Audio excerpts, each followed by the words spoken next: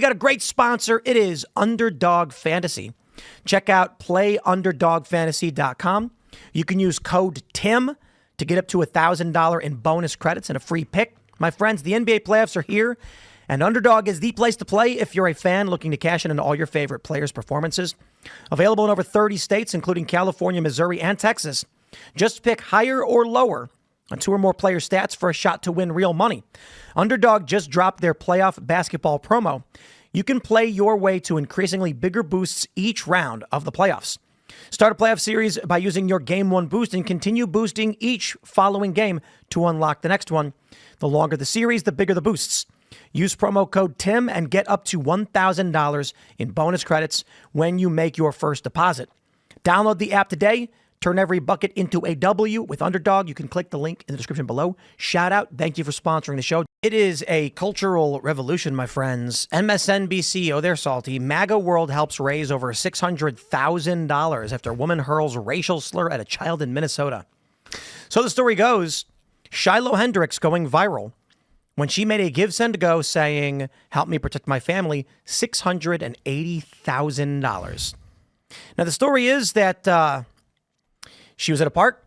She claims some kid was rifling through her bag, taking stuff, so she called him a racial slur. Some guy started filming her. She told him to F off, then called him a slur. He then posts the video trying to cancel her.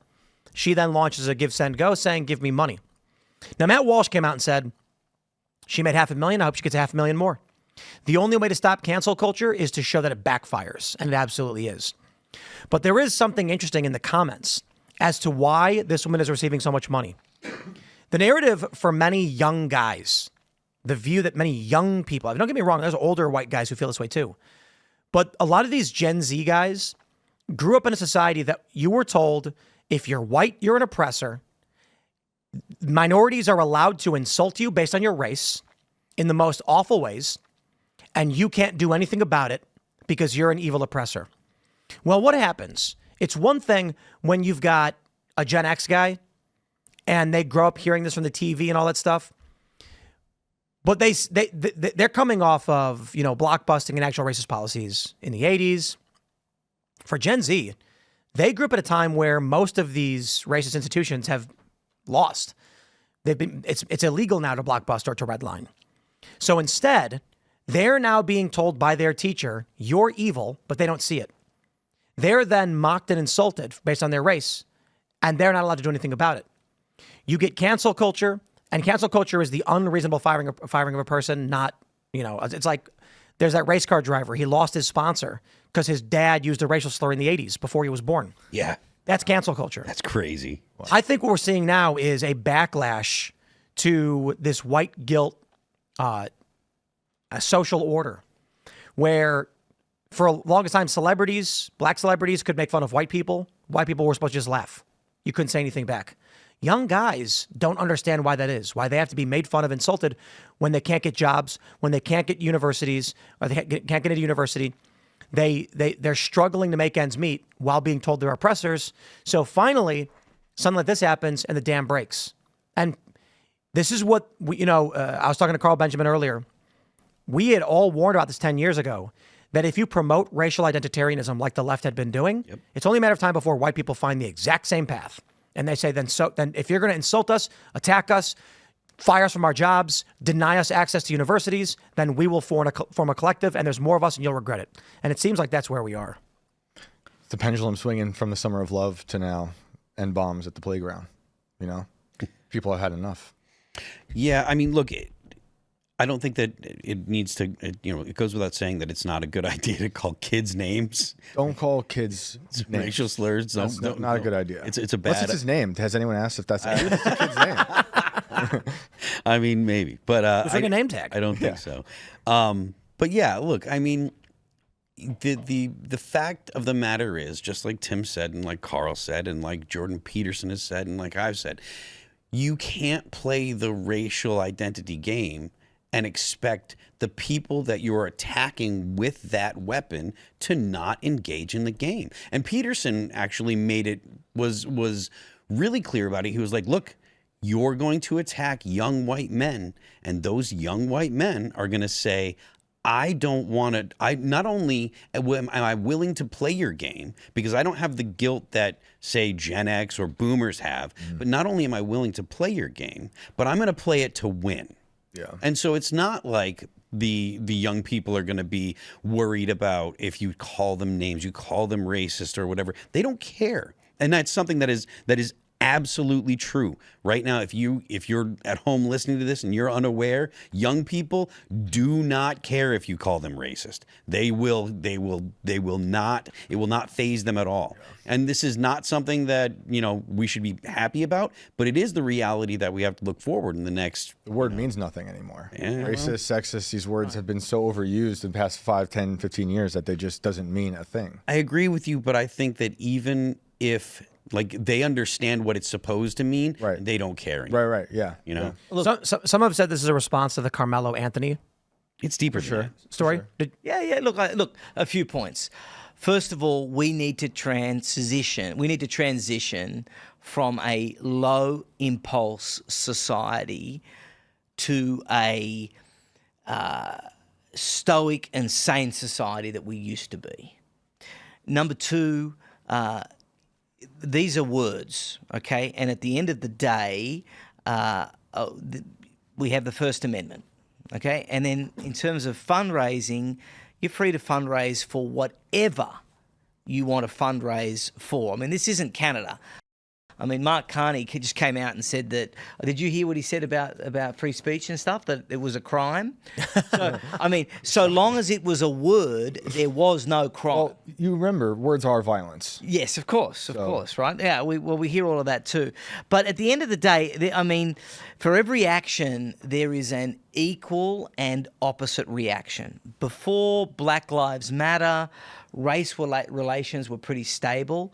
But the BLM movement just ripped an absolute hole in things and exposed all of the many failings that have added up ever since the failure of LBJ's Great Society. If white people are angry, I mean, ask yourselves why.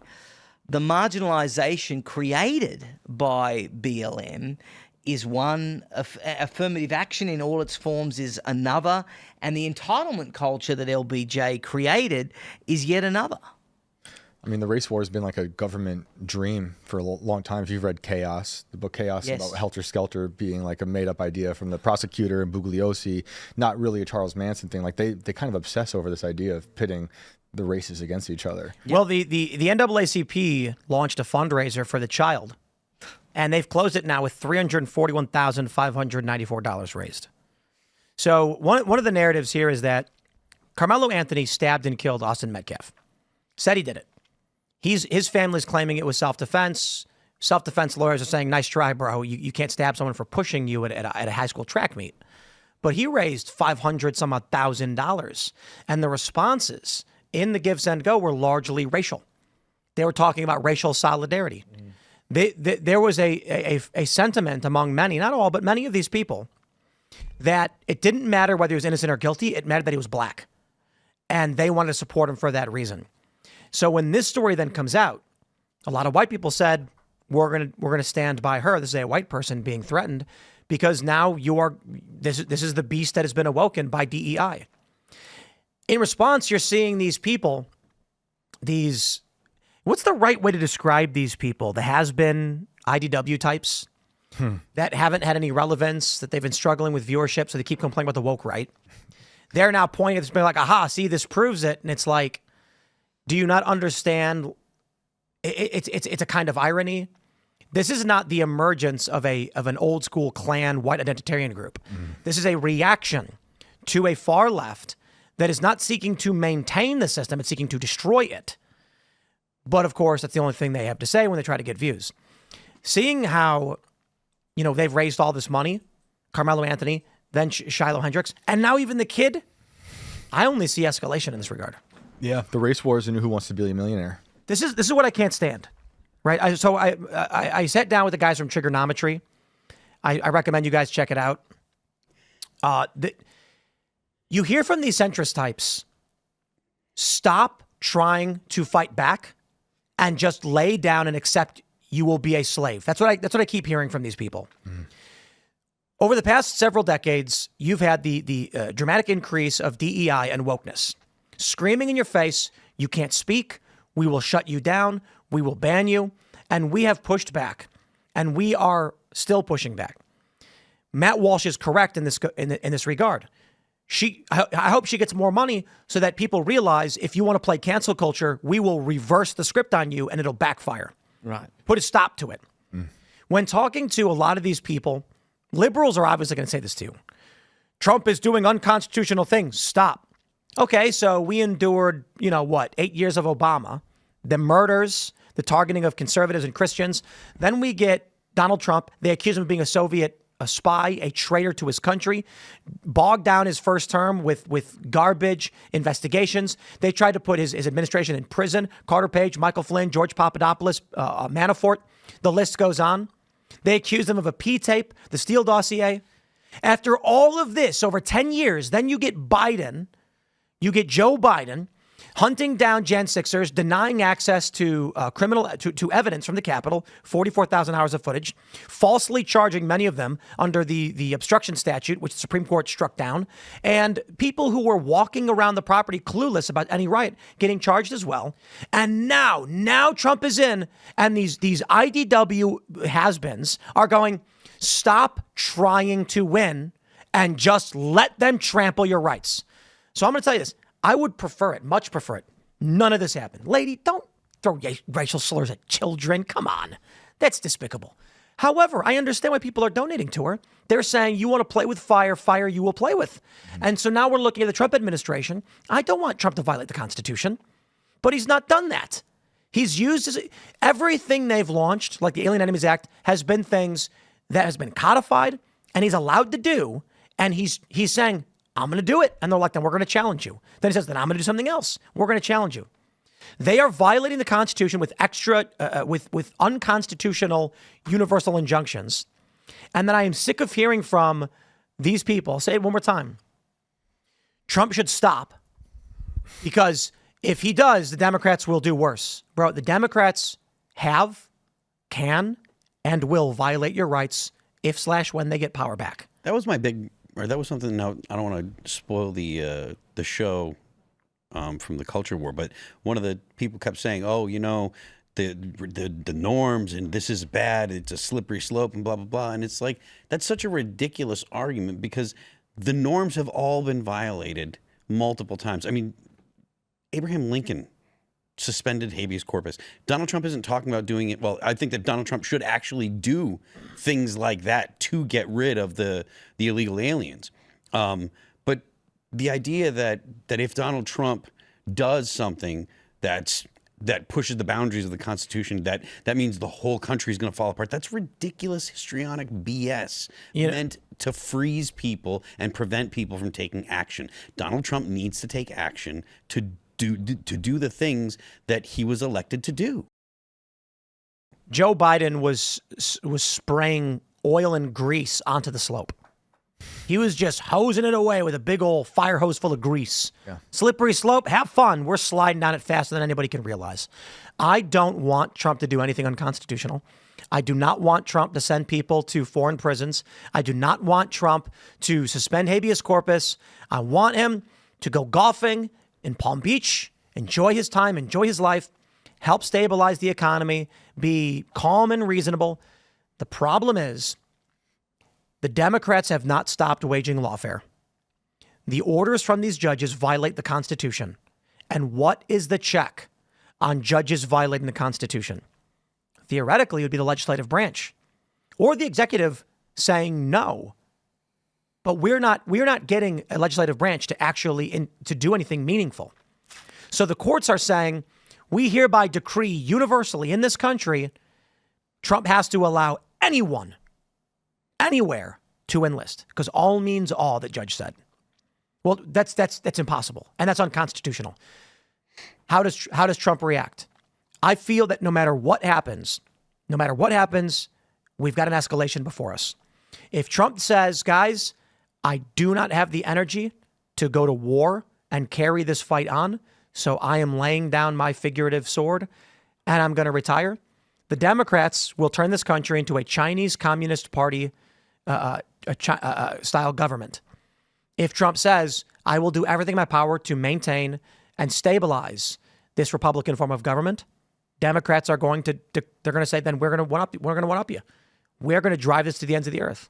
I don't see the off-ramp. I don't see how we go anywhere but into separation, divorce, conflict, you name it. I'm afraid. I really am. Like, people need to go out there and tell their congressmen to step up and start doing stuff. You know? I will be fair, because it's a black pilly. Democrats have no leadership and are spiraling. Yeah. So that is somewhat indicative of Republicans just winning in the long run. Yeah, reason for hope. Yeah, look, I think the scariest part for me, it's all scary, but the scariest part for me is definitely now what the courts are doing, because no president since Andrew Jackson has faced so much adversity from the courts. But this is not fair adversity. The courts are seeking to undermine the constitutional role of the commander-in-chief. It is not lawfare through litigation like we saw the last 4 years. It is lawfare through arbitrary and overly broad rulings that are intended to weaken the position of the president for one reason and one reason alone. President Trump's view on crime and illegal immigration in particular go against the deep-seated ideology of many of these far-left judges who are legislating from the bench. And like I said before, they should be impeached because they will destroy everything if given the opportunity. And I think we fight it by, the off-ramp is fighting it with organised campaigns to impeach these judges. I mean, Soros has done it for his side. We cannot be passive and allow the forces that hate President Trump, to your point, Tim, and hate America to continue winning here. We just can't allow it. Thanks for checking out this clip from Timcast IRL. Make sure to watch the show live Monday through Friday at 8 p.m. Subscribe to this channel, and we will see you all there.